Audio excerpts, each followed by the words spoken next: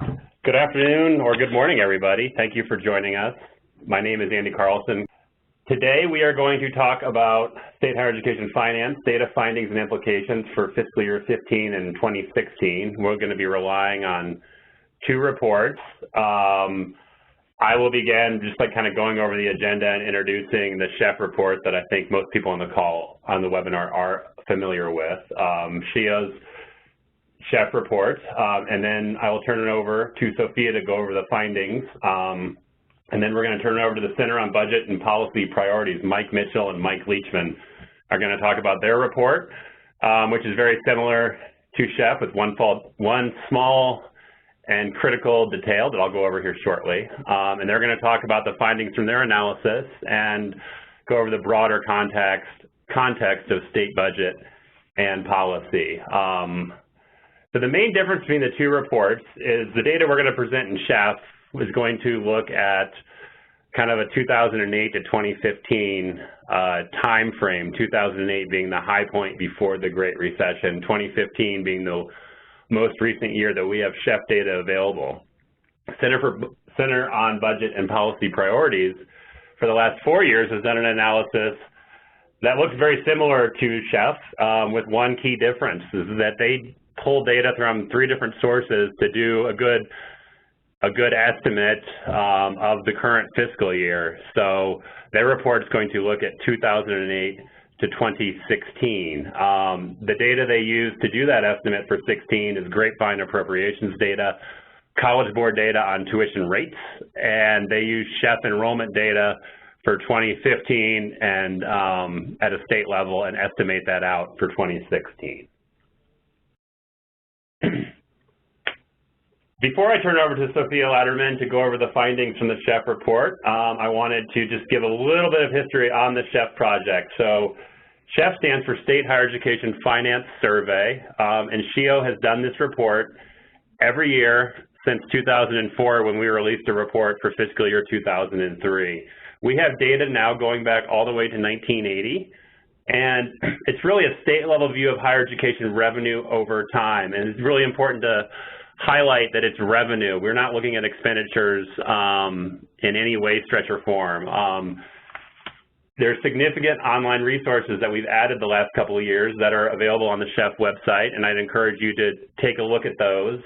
We've done a lot of good interactive I think, interesting and very useful interactive dashboards in Tableau that allow you to pull up data for your state, compare it to regional comparisons, adjust via different inflationary factors to serve your purposes. I think it's really important to highlight that SHEF has really become a valuable resource to our SHEO membership, to researchers, to policy organizations, and the media. I've been involved in this project for 5 years, and I think each year we get more and more attention, especially from the media, and we get a lot of good feedback on the resources that we've created.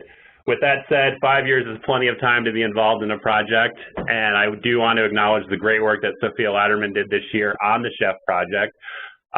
She handled all the data collection, all the customer service, did all the analysis this year, and wrote a good portion of the report and developed the interactive capabilities within Tableau, and I'm happy and excited that I'm turning over the project to her officially next year. I'll be available for guidance. One more quick slide on SHEF, and then I'm going to turn it over to Sophia to go over the findings from our report. So from the data that we collect, there are really 5 basic metrics that form the bulk of the SHEF report, and that's what Sophia will highlight here shortly. First off, we have educational appropriations, and these are generally shown in a per FTE basis, but that's all the state and local support available for public higher education operating expenses, excluding any spending for research, agricultural, extension programs, or medical education. So from the broad appropriations data that we collect, we ask for a couple pieces of key information that we back out, and the remainders is educational appropriations going to public institutions. On top of that, we also want to look at, because SHEF looks at revenue, we want to know how much revenue from net tuition is available. So we collect all the in-state and out-of-state tuition and fees at public higher education institutions, And we reduced it by, we subtract out any state financial aid or institutional tuition discounts and waivers. And also we back out any tuition that goes to medical students that's provided by our data providers. Basically, you add those two up, and that gives you the total educational revenue available at public institutions. And for that calculation, we also back out any tuition revenue used for capital debt service. Two more metrics to go over. One that's gotten a lot of attention in the last couple of years is something we call student share. And this is basically what percentage of that total educational revenue is coming from tuition. And we'll have a slide on that later. So it's net tuition revenue as a percent of public higher education total revenue. Lastly, because SHEF is a finance report and we're all budgeters at heart, we want to track enrollment over time, and we do that on an FTE basis, full-time equivalent enrollment. Basically, 30 credit hours a year makes up one undergraduate FTE, 24 credits a year for graduate students. And with that, I'm going to turn it over to Sophia Latterman. Thank you. Thank you, Andy. All right, so first I'm going to talk about what we found on a national level. It's important to remember that the national data is an aggregation of 50 very different states and that there's wide variation for many of these variables. However, we can make some general observations about the shift towards greater reliance on tuition revenue, as well as the impacts of recessions and the economic cycle on state support and tuition. Lastly, we can also make some statements about the state of our recovery from the Great Recession. So our first figure here provides a broad overview of the fluctuations in state support due to changes in the economic cycle. This shows each year from 1990 to 2015, shown from top to bottom. The count of states that increased appropriations in a given year are on the right in blue, and the count of states that decreased appropriations in that same year are on the left in red. Although there is definitely some variation here, this chart shows some strong trends. You can actually see the recessions. In the early 90s, 39 and then 34 states decreased their appropriations. Over the next 5 years, most states increased those appropriations until the next recession hit in the early 2000s. This time, 35, 43, and then 45 states decreased appropriations during the next consecutive 3 years. You can see here that after only 3 real years of recovery from that recession, versus the 5 years that we had with the first recession, we hit another downturn with the Great Recession. After 4 years of 40 or more states decreasing appropriations, we are starting to recover, and 2014 and 2015 have seen the highest numbers yet of states increasing appropriations. Although the states increase appropriations after a recession, there simply haven't been enough years of recovery between the past 2 recessions to get back to where we were. So this figure here is part of our wave chart, which is really the main graph we use as an overview of our SHEF data. When this graph is all put together, it looks at educational appropriations, tuition revenue, and full-time equivalent enrollment since 1990.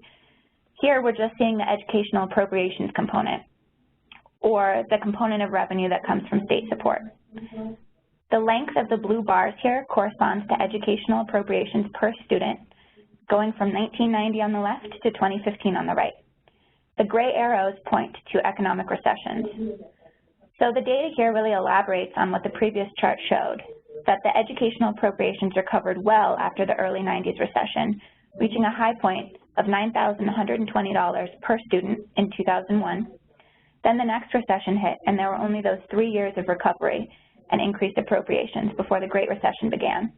The cumulative impact of these 2 recessions lead to the lowest educational appropriations per student ever in 2012, just $6,117 per student. Although appropriations are recovering, we are still far below the pre-recession high point, and we're still under $7,000 per student. So now we're just looking at the tuition component of this graph. Here you see a fairly steady rise in tuition over time, accentuated by jumps immediately during and following recessions. Between recessions, tuition is evening out. At least it did in 1996 to 1999, where per student tuition revenue fluctuated less than $100 over 4 years between $37.50 and $38.50. Since the Great Recession, tuition has been on the rise and has not plateaued. Currently, we're seeing about $6,000 per student in tuition revenue. Remember, this is a national average, and although we adjust our data to account for differences in enrollment index across states and differences in the cost of living, these data are an average of each state's tuition revenue and don't represent the average price a student will pay in tuition. So here are the previous two graphs stacked together.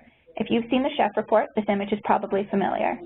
These two components make up the total educational revenue, which is the amount represented here by the combined height of the blue and green bars. When you look at the whole picture, the wave really shows up. Compared to drops in educational appropriations, you can see how institutions use tuition to get back to their pre-recession funding levels. In 2015, the total educational revenue surpassed any pre-recession highs. This means that institutions as a whole have more funding per student than ever before. However, as we know, the distribution of these funding sources has changed. So finally, when you add in FTE enrollment, you can see that part of the apparent increases in total education revenue, here, and here, if you can see my mouse, but most prominently since the Great Recession, they're due to a drop in post-recession enrollment. So during a recession, the FTE rises as more students go back to school, and afterwards it tends to drop. So because educational appropriations and tuition are per student measures, changing the denominator, which is FTE, will cause changes in these per FTE numbers. So when you see that educational appropriations are rising so much, it's also affected by this drop in appropriation, or a drop in FTE. So let's look again at the changes that I mentioned in the distribution of funding sources. So this chart, which Andy mentioned before, tracks student share, or net tuition as a percent of the total educational revenue per student. So overall, the student share of educational revenue has gone up from 25% in 1990 to 46.5% in 2015. So once again, the impact of these recessions, now shown by blue bars, is clear. In a downturn, student share tends to increase, you can see here, and then a new level is established. In 2008, the share was 35.8%, which is the lowest in recent years. During the Great Recession, it skyrocketed to 47.8% in 2013. The last 2 years have seen some slight declines, but it still hovers close to the 50% mark. So if this trend of moving up during a recession and plateauing continues, in the next downturn, it seems likely that nationally this measure will pass 50%. So now that we have an understanding of the greater national scene, we can take a closer look at what's happening in the states. The next few slides will show a series of similar-looking charts that rank the states according to the same measures we just saw at the national level.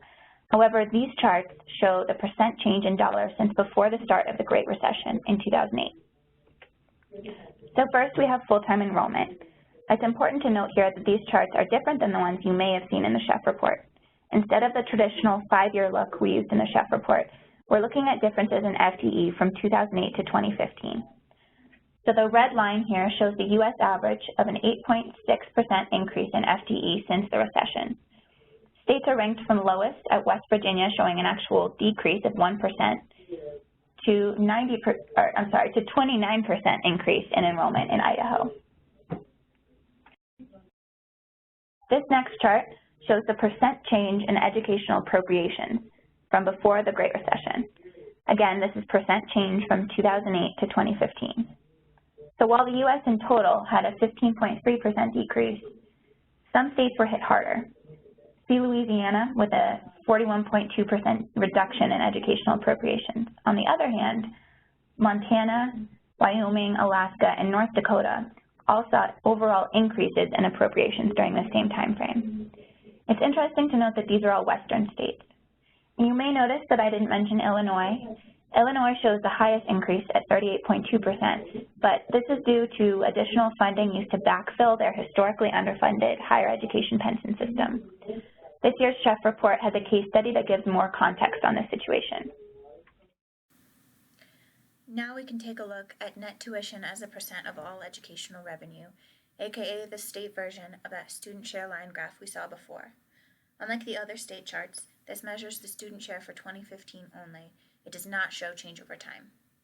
Some states like Wyoming, California, and Alaska still have student shares below 30%, while others, like some of the northeastern states, are up above 70%. For example, the student share in Vermont is 84.9%. In total, student share in 20 of our states is now over 50%. Last but not least, we have total educational revenue. This is a much more mixed chart. When you combine changes in educational appropriations and tuition revenue since 2008, 24 more states have total funding that's higher than before, and 26 have less.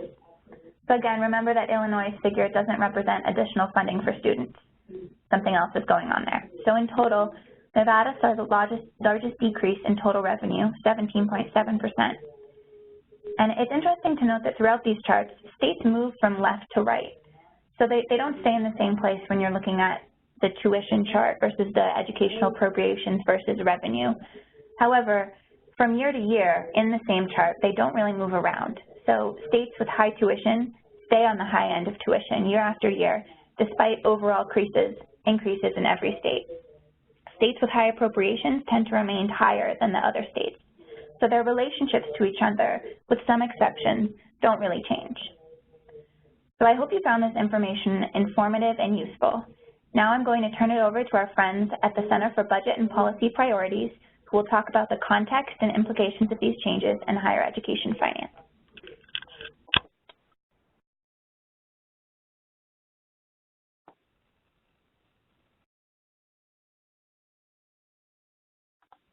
All right. Thank you, Sophia, so much for that background and that presentation. My name is Mike Mitchell. I am a senior policy analyst with the Center on Budget and Policy Priorities. I'm joined also by my colleague, Mike Leachman, Director of State Fiscal Research. And CBPP is a Washington, D.C. based policy institute that conducts research and analysis on budget, tax, and economic policy issues affecting both of the federal and state levels. As Sophia mentioned, we've recently released our own report showing the dramatic reduction in state support for higher education, the rising costs that result, and most importantly, the problems that this causes for many young people as a college education becomes a harder goal to achieve. So today, Mike Leachman and I will talk a little bit about our report and then also give you some broader fiscal context to help navigate state budget and tax debates which are taking place in state houses across the country. And I just want to reiterate a note that Andy had kind of teased at the beginning. First, obviously, a very big thank you to SHEO for having us here and for being a great source of data and research on the issues of higher education. Our report uses data collected from SHEO as well as the Illinois State Grapevine database and College Board. And then also every number that I put forward is adjusted for inflation already, so definitely keep that in mind as we go along. And as I mentioned, the center has recently put out its own report, and our top line message has been that, I'm sorry, hold on one second. States have reversed some of the funding cuts, but need to do much, much more. Between 2008 and 2016, for the states which have fully enacted budgets this year, we're seeing that they're spending about $8.7 billion less on higher education than they were just prior to the recession. Per student higher education funding in these states is down by more than $1,500 per student over that time period. And note, my numbers actually do not include Illinois at this point in time. As many of you know, the state is still operating without a fully enacted budget. In Illinois, if the current partial funding for higher education ends up being all that's provided for this past year, higher education funding will be down nearly 80% in the state, which will be far and away the most dramatic reduction to higher education funding across the country. That would constitute a more than $5,000 per student cut in funding, and they would be the only state above that mark over this time period. But across the board, we have seen, as has been covered a little bit, every state except for Montana, North Dakota, Wisconsin, which I'll talk about in just a second, and Wyoming, is spending less per student on higher education today than in the 2007-2008 academic year. And interestingly, Wisconsin is kind of fascinating. In recent years, they've put in place a change to their higher ed funding structure, shifting some of the responsibility that used to be at the local level to the state. And when we look at, as we do in our report, when we look only at state funding, it makes it seem like schools there are faring better than perhaps they feel on the ground. In 2014, lawmakers assumed greater responsibility for funding the Wisconsin technical college system, had supported largely through local property tax revenue. And at the same time, however, while the state took on more of that responsibility, they required local governments to cut property taxes by an equal amount, roughly around $400 million, and having those localities reduce their support of these schools. So effectively, it swapped local dollars for state dollars with no real increase in funding. So when you take that into account in Wisconsin, you're actually looking at a per student funding reduction of about 25% since 2008. So so it's even important when we're looking only at the state level to keep in mind the interactions between state budgets, local budgets for colleges and for community colleges as well. But again, as I said, in many states the cuts have been extraordinarily deep, and while most states are reinvesting in recent years, we do find that in the past year, from 2015 to 2016, 11 states continue to cut, reducing higher education funding, with the worst reductions coming in Alaska, Arizona, Oklahoma, West Virginia, and Wisconsin. But what does this shift look like, this longer-term shift look like? We can look at it kind of mapped out. As you see here in front of you, this is the percent change in state spending per student adjusted for inflation between 2008 and 2016. 25 states here have cut funding per student by more than 20%. 8 states have cut funding by more than 30%. And because we're not looking at Illinois, Arizona is leading the pack, has cut funding by more than half. And this trend is important because state and local governments provide just over half of the money that public colleges use for educational purposes. So if that amount goes down, public institutions generally look at tuition increases, reductions in their own campus budgets, or more likely a combination of those two things. And this combination is exactly what's been happening. So let's look at both pieces of that kind of one at a time. And the first piece we'll talk about is tuition. Tuition rates, on average, annual published in-state tuition at four-year colleges, this is only looked at four-year colleges, is up by over $2,300 nationally. That's about a 33% increase since 2007-2008 school year. In some states, the increases have been much higher than that. For instance, in Arizona, I'm not trying to pick on Arizona, but they do stand out here. Tuition is up almost 90% over that time period. In 3 other states, Louisiana, Hawaii, Georgia, published tuition is up more than 75%. Over that same time period, while we have seen increases in federal student aid, those additional federal investments have not always kept up with rising college costs. So when you factor in expenses such as room and board and other living costs, the net cost of attendance has increased even for low-income students receiving the largest amounts of federal financial aid, which is very important. Now, obviously, that will vary state to state depending on how much tuition and other costs have gone up, but on average, that's what we're seeing.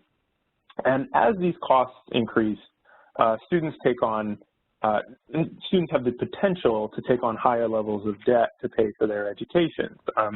Between 2008 and 2014, which is kind of the year where we have the most recent data, the share of students graduating with debt from a public four-year institution increased from 55 to 60%. So a greater share of students are taking on some type of debt.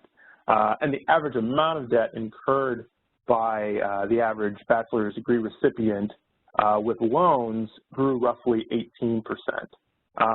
Now, for comparison's sake, if we were to look at the increase in the average level of debt in the 6 years prior to the recession, it had gone up by only about 1%.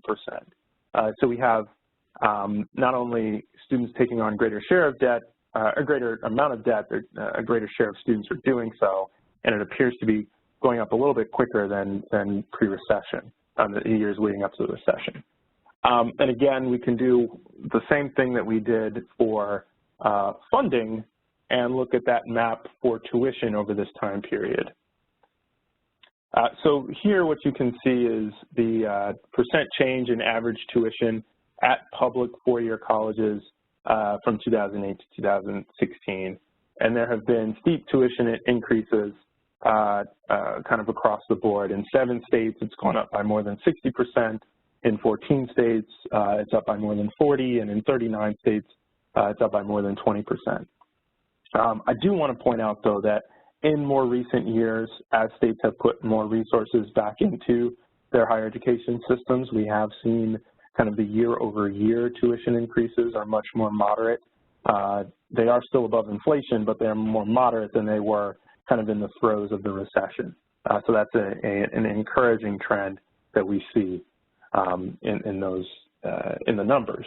But this for a lot of families, I think is very little consolation, and obviously rising tuition has huge implications for students and their families, especially for students and families in low-income communities or who are low income.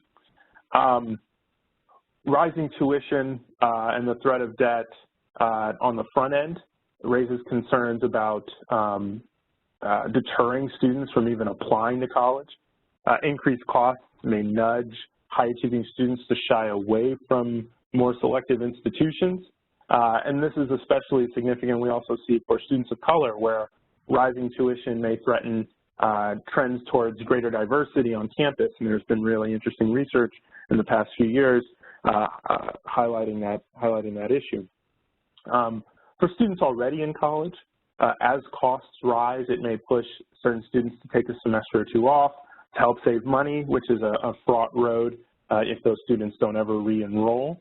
And for some students, rising costs may be too much altogether, and instead of taking time off, they just decide that they actually are going to discontinue their pursuit of higher education.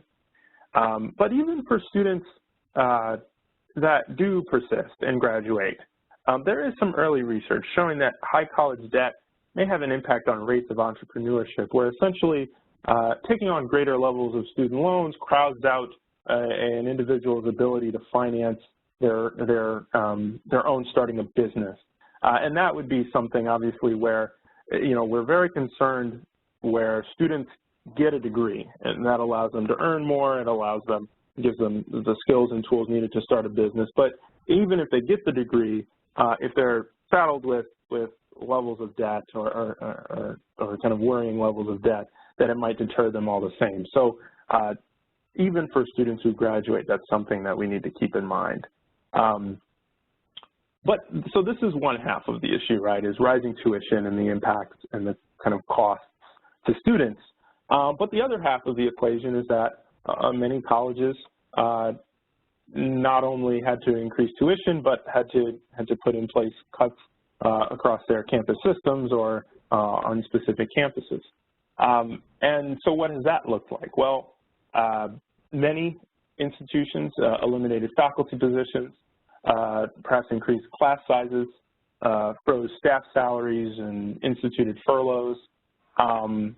In systems across the country, we did see course offerings were limited, or entire departments were eliminated or consolidated. And these are things that, on net can threaten educational quality and make it more difficult for kids to graduate. And some, choice examples, for instance, from over the past year, schools have, University of Arizona, for instance, cut around 320 positions from its budget, including layoffs, firings, resignations, and increased some class sizes for core undergraduate courses. Perhaps one of the more notable examples from the past year, facing large state funding cuts, the University of Wisconsin at Madison laid off or reduced staff and faculty vacancies by around 400 slots. And so we can very quickly see the implications of state cuts on college campuses, not only in increasing tuition, but in jeopardizing quality across campuses. So looking forward then, for us at the center, we think it's very important and very critical that we connect budget choices with the ability of public higher education to provide a service to students and families.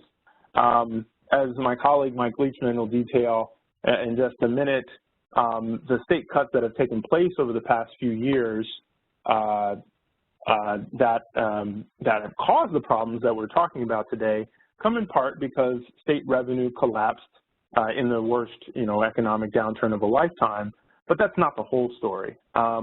Poor policy choices are also to blame. Too many states relied too heavily on spending cuts to make up for lost revenue, whereas a more balanced mix of spending cuts and revenue increases could have lessened the need for deep cuts to higher education. And now, as revenue is returning to pre-recession levels, for example, you have an estimated 803,000 more K-12 students who are enrolled in the current school year than they were just prior to the recession.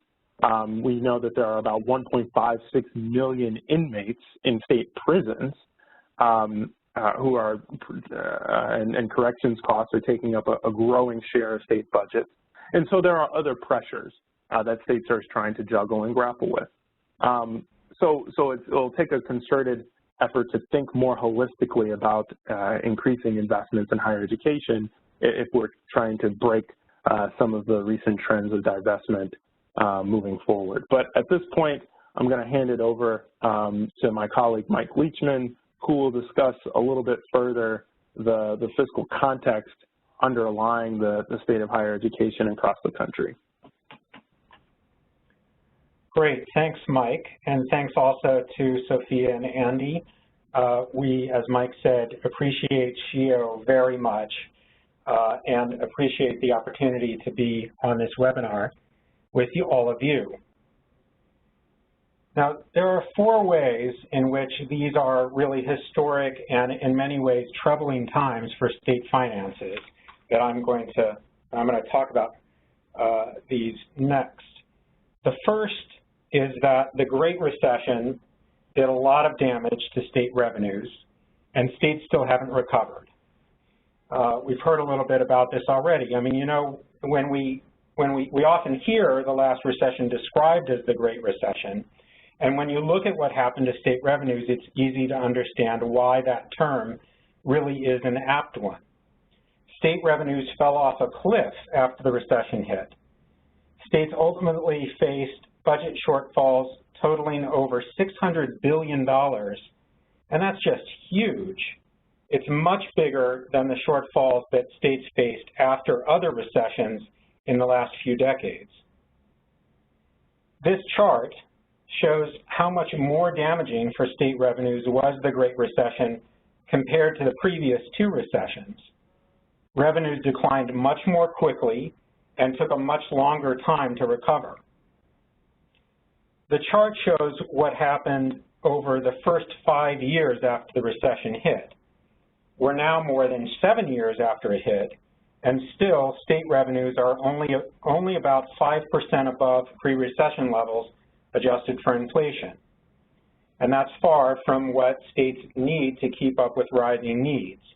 As you all know better than anyone, there are a lot more students in our colleges and universities than there were 7 years ago. There also are many more kids in our K-12 schools, many more people eligible for Medicaid, and other needs are up too. So state revenues just haven't kept up with state needs. Of course, how state policymakers responded to the recession also made a difference. As Mike mentioned, it wasn't just about the recession itself. Their primary response was to cut spending. In the first 4 years after the recession hit, state lawmakers closed 45% of their budget shortfalls with spending cuts. Only 16% came from raising revenue. The rest came from federal aid, rainy day funds, and a combination of other small sources. And as you all know, higher education has a major target on its back when states start cutting spending. Legislators know that you've got another major revenue source, tuition, that you can turn to, which makes higher ed particularly vulnerable to cuts during a recession, and the last one was no exception. One way we see that is in comparing cuts to K-12 education compared to higher ed. While, as Mike said, the average state has cut higher ed funding by 17% per student, adjusted for inflation, since the recession hit, only a couple of states have cut K-12 funding that deeply. There are 8 states that cut their general K-12 funding by more than 10%. That's awful and may be harming the primary and secondary schooling that your future students are getting today if you're in one of those states, but the cuts in higher ed have been even worse. The second way in which these are challenging times for state finances is that states increasingly can't raise the revenue that they need because of structural problems in their revenue systems. One example we point to a lot is that state sales taxes were built decades ago when we mostly consumed goods and not many services. But consumption patterns have changed. We now consume a lot more services. Instead of buying lawnmowers, for example, we hire lawn care companies. Instead of renting movie videos, we download them from an internet service company, that sort of thing. Because services are often exempt from state sales taxes, this change in our consumption is gradually strangling state sales tax revenues. And that's a big problem for states, since sales taxes are the second most important source of revenue for states, second only to income taxes. This chart shows how much the economy has shifted away from goods and toward services. State sales tax systems just haven't kept up with this big shift in the economy. The third challenge is that the federal government is cutting its support for most state and local priorities. You all probably have a good sense of what's happening in terms of federal programs that provide funds directly to colleges and universities. But I want to talk about the broader picture of federal aid to states and localities, because what's going on for your institutions is part of this bigger picture story. Now, mainly because of Obamacare, federal funding for Medicaid is going up. And Medicaid is the biggest single form of federal aid for states and localities. But most other forms of federal aid are already at low historical levels and are scheduled to continue declining in the next few years. Now, that's partly because of sequestration and also because of spending caps that Congress imposed in 2011. These spending caps pertain to the part of the federal budget that includes most forms of state and local aid outside of Medicaid. In federal budgeting parlance, the caps cover the discretionary part of the federal budget, which includes federal support for high poverty elementary and secondary schools, funding for local police and fire departments, water treatment facility financing, a wide range of supports for low-income families, and many other federal grants, including some that go to colleges and universities.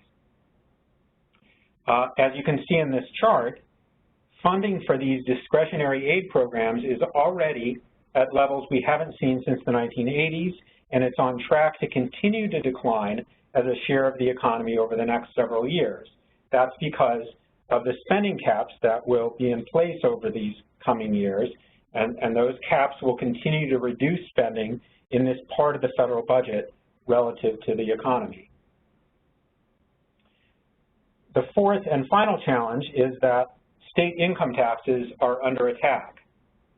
We've had a number of states in recent years where the governor or legislative leaders have proposed actually eliminating the state income tax, which is something that no state has ever done except Alaska, and that was after they opened the pipeline that assured the state would get lots of revenue from oil for years to come.